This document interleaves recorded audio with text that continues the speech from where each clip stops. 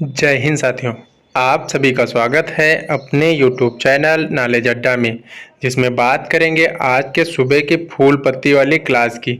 यदि आप हमारे चैनल पर पहली बार हैं तो चैनल को सब्सक्राइब कर लें, जिससे आने वाली वीडियो आपको समय से मिलती रहे। तो चलिए जानते हैं आज के सुबह की फूल पत्ती वाली क्लास को बिल्कुल रिवीजन के तौर पर कम समय में। यदि वीडियो पसंद आए तो दोस्तों में शेयर करें और वीडियो को लाइक करें। तो चलिए वीडियो शुरू करते हैं। हमारा पहला प्रश्न हो जाएगा, अमेरिका ने किस देश के साथ ऐतिहासिक परमाणु रक्षा समझौता वाशिंगटन घोषणा पत्र पर हस्ताक्षर किए हैं? तो कौन सा समझौता हुआ है? तो वाशिंगटन घोषणा पत्र पर किसके साथ हस्ताक्षर किए हैं? तो दक्षिण कोरिया के साथ हस्ताक्षर किए हैं। और किस शर्त के अनुसार हस्ताक्षर किए हैं? तो दक्षिण कोरिया खुद परमाणु हथियार विकसित नहीं करेगा। और दक्षिण कोरिया के राष्ट्रपति कौन हो जाएंगे? यून सुक योल वहाँ के राष्ट्रपति हो जाएंगे और राजधानी सियोल हो जाएगी। अगला है अब्राहम समझौता। तो अब्राहम समझौता इजराइल और यूएई के मध्य अब्राहम समझौता हुआ।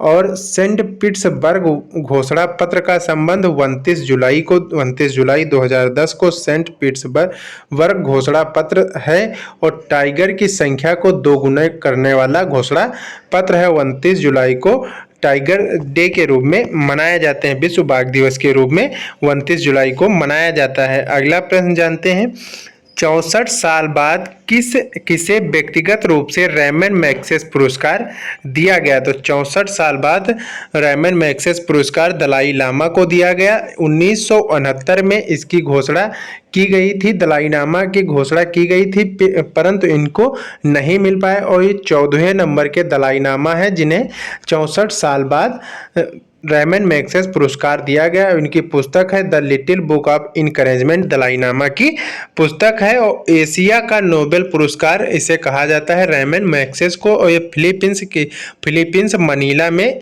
दिया जाता है।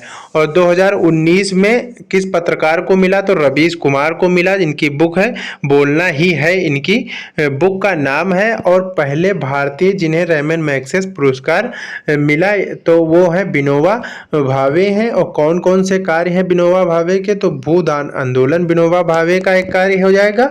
और पहले व्यक्तिगत सत्याग्रही विनोबा भावे हैं।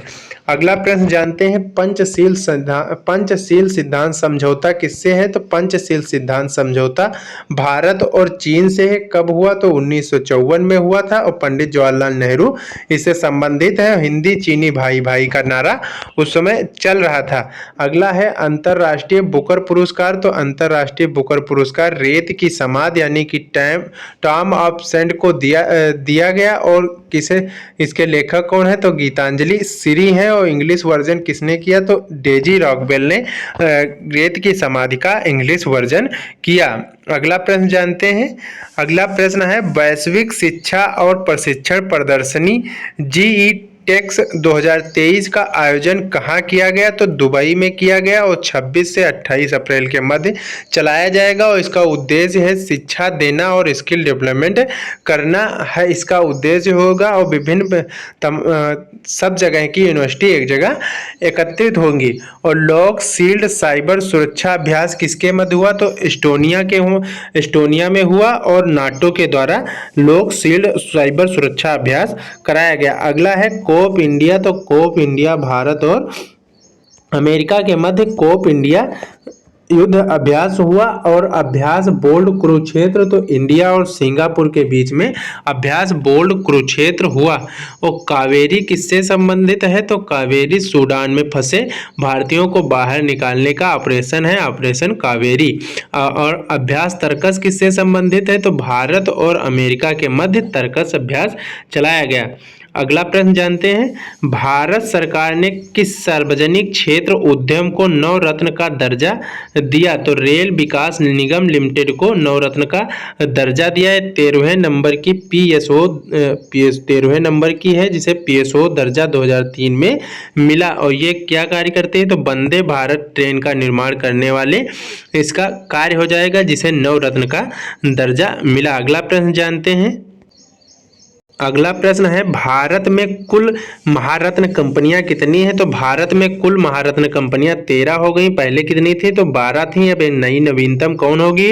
तो रूरल इलेक्ट्रिफिकेशन कॉरपोरेशन, ये नवीनतम महारत्न कंपनी हो गई। अगला प्रश्न जानते हैं, पहले गति शक्ति विश्वविद्यालय के चांसलर किसे बनाया गया? तो पहले गति शक्ति विश्वविद्यालय का चांसलर अश्विनी वैष्णव को बनाया गया है, जो रेल मंत्री हैं। और गति शक्ति विश्वविद्यालय कहाँ है? तो बड़ोदरा, गुजरात में गति शक्ति विश्वविद्यालय है।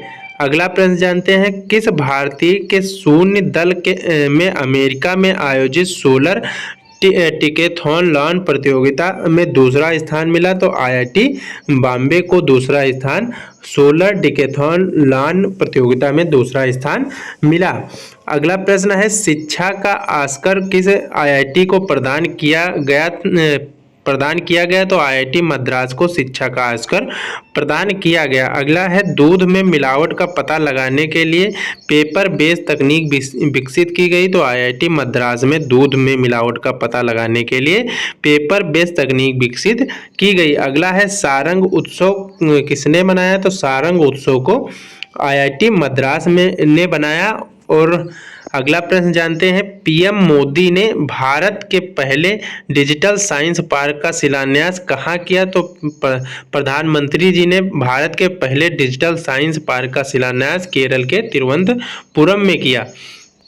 अगला प्रश्न जानते हैं, केरल की पहली वंदे भारत ट्रेन जो तिरुवनंतपुरम से कसारकोट के मध्य केरल की पहली वंदे भारत ट्रेन तिरुवनंतपुरम से कसारकोट के मध्य चली। और केरल के सेमी हाई स्पीड रेल परियोजना का क्या नाम है? तो सिल्वर लाइन प्रोजेक्ट, जो केरल के सेमी हाई स्पीड रेल परियोजना सिल्वर लाइन प्रोजेक्ट हो जाएगा। अगला है, वंदे भारत ट्रेन का निर्माण कहाँ हुआ? तो वंदे भारत ट्रेन का निर्माण इंटीग्रल कोच फैक्ट्री चेन्नई में हुआ, जो पहला फर्स्ट थे। और दिल्ली से वाराणसी के मध्य वंदे भारत ट्रेन पहली चलाई गई। कहाँ से? दिल्ली और वाराणसी के मध्य चलाई गई। केरल के कुछ महत्वपूर्ण बातें जानते हैं। तो केरल पहला पूर्ण रूप से डिजिटल बैंकिंग वाला राज्य कौन हो जाएगा? तो केरल पहला पूर्ण रूप से डिजिटल बैंकिंग वाला राज्य केरल हो जाएगा। और भारत का पहला पूर्णतः संविधान का साक्षर करने वाला जिला कौन? साक्षर जिला कौन हो जाएगा? कोलम।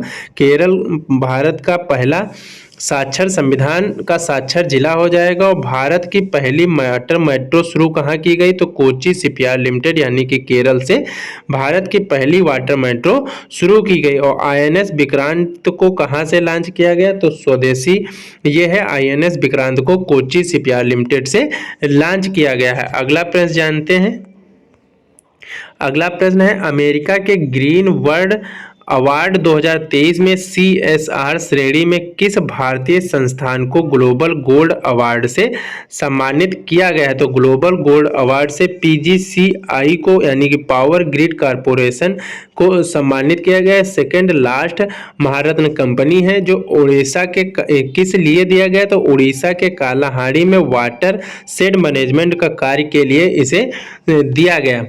अगला है, भारत की वर्ल्ड ट्री सिटी कौन सी है? तो मुंबई भारत की वर्ल्ड ट्री सिटी हो जाएगी। वर्ल्ड ट्री सिटी कौन सी हो जाएगी? तो मुंबई भारत की पहली वर्ल्ड ट्री सिटी हो जाएगी। और green city of the world, तो मुंबई और हैदराबाद भारत में green city of the world Mumbai और हैदराबाद है।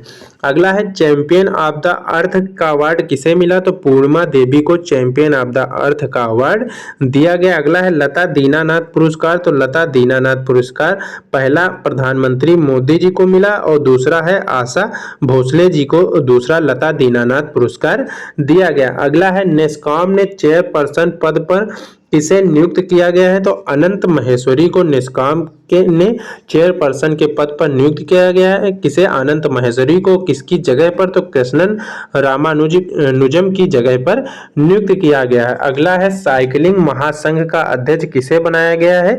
तो साइकिलिंग महासंघ का अध्यक्ष पंकज सिंह को बनाया गया है, जो नोएडा से नोएडा से विधायक हैं। अगला है फिक्की के नए अध्यक्ष किसे बनाया गया है? तो फिक्की के नए अध्यक्ष शैलेश पाठक को फिक्की का नया अध्यक्ष बनाया गया है। यूट्यूब के नए सीईओ कौन है? नील मोहन, जो भारतीय हैं यूट्यूब के नए सीईओ हो जाएंगे। अगला है CSIR की पहली महिला महानिदेशक कौन है? तो नल्ला थम्बी कलाई सेल्वी जो CSIR की पहली महिला महानिदेशक हैं। और NDB के नए अध्यक्ष कौन हो जाएगा? नेशनल डेवलपमेंट बैंक के नए अध्यक्ष कौन है? तो इला रोसेफ यहाँ NDB के नए अध्यक्ष हो जाएंगे। और रेलवे बोर्ड के नए अध्यक्ष कौन हो जाएंगे? तो रेलवे बोर्ड के नए अध्यक्ष अनिल कुमार हो जाएंगे।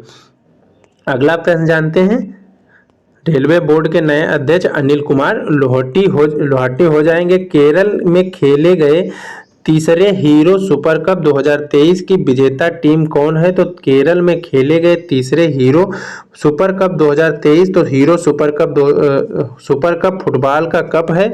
इसके विजेता कौन हो जाएंगे? उड़ीसा इसकी विजेता हो जाएगी। और पहला 2018 में हुआ, इसके विजेता कौन है? बेंगलुरु हो जाएंगे। 2019 में विजेता कौन हो? गोवा हो जाएंगे। और तीसरे नंबर का 2023 में आयोजित हुआ जो उड़ीसा और बेंगलुरु के मध्य हुआ, और उड़ीसा इसकी विजेता हो गई। अगला प्रश्न है संतोष ट्रॉफी। तो संतोष ट्रॉफी का संबंध फुटबॉल से है, जो फुटबॉल की ट्रॉफी है, जो कर्नाटक इसमें विजेता रहा इस बार। अगला है फीफा विश्व कप 2022 का शुभंकर कौन था? तो फीफा कप 2022 का शुभंकर लाइव था, जो अर्जेंटीना और फ्रांस के मध्य हुआ, जिसमें अर्जेंटीना ने फ्रांस को हराया। और कतर दोहा में इसका आयोजन हुआ था, फीफा कप 2022। अगला प्रश्न जानते हैं। अगला प्रश्न है डूरंड कप। तो डूरंड कप फुटबॉल से संबंधित कप है, जो एशिया का सबसे पुराना फुटबॉल कप हो जाएगा। अगला है UEFA का नया चेयरमैन किसे नियुक्त किया गया है?